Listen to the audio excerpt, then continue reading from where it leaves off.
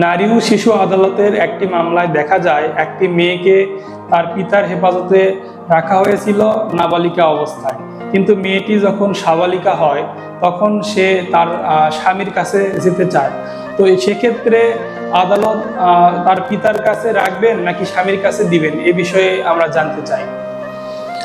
হ্যাঁ, এটা অনেক ক্ষেত্রে দেখা যায় যে একটি মেয়ে যখন অপহৃত হয়, অর্থাৎ অপহরণকারী পালিয়ে নিয়ে যায়, ফুসলাই হোক আর যে হয় হোক, তখন ওই মেয়েকে তার স্বীকারোক্তিমূলক জবানবন্দি নেওয়ার জন্য পুলিশ ধৃত করে সেটা আদালতে সোপর্দ করেন। সোপর্দ করার পর তারপরে ওই মেয়েটাকে কার হেফাজতে থাকবে, পিতা না কার হেফাজতে, তখন দেখা যায় পিতা মাতারটাই অগ্রগণ্য হয়, আদালত তখন পিতা মাতার হেফাজতে দিয়ে দেয়। কিন্তু এই প্রশ্নের প্রেক্ষিতে আমি যেটা বুঝতে পারছি, ওই মেয়েটা যখন অপহৃত হয় বা মামলা দাখিল হয় তখন দেখা যাচ্ছে তার বয়স ছিল নাবালিকা।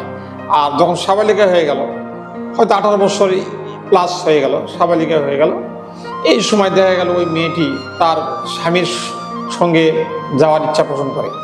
তখন তার বাবা আদালতে একটা দরখাস্ত দিয়ে আবারও ওই তার মেয়ের এরকম ইচ্ছা পোষণ দেখে সন্দেহমূলকভাবে একটা দরখাস্ত করলেন, করে কিন্তু আদালত কিন্তু তখন আর ওই বাবার হেফাজতে না দিতে মানে নাও পারে না।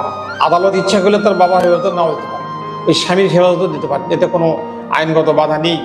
এই সম্পর্কে আমি একটি এক্সাম্পল দিতে পারি, রেফারেন্স, যেটা 43 DLR 10 BLD 85, এই আইনি এখানে এই রেফারেন্সে বলা আছে এই কথাগুলি, এইগুলি রীতিমতভাবেই উল্লেখ করা আছে। সে তার স্বামীর দরখাস্তের মধ্যে বিজ্ঞ আদালত তার স্বামীর হেফাজতে দিতে পারে।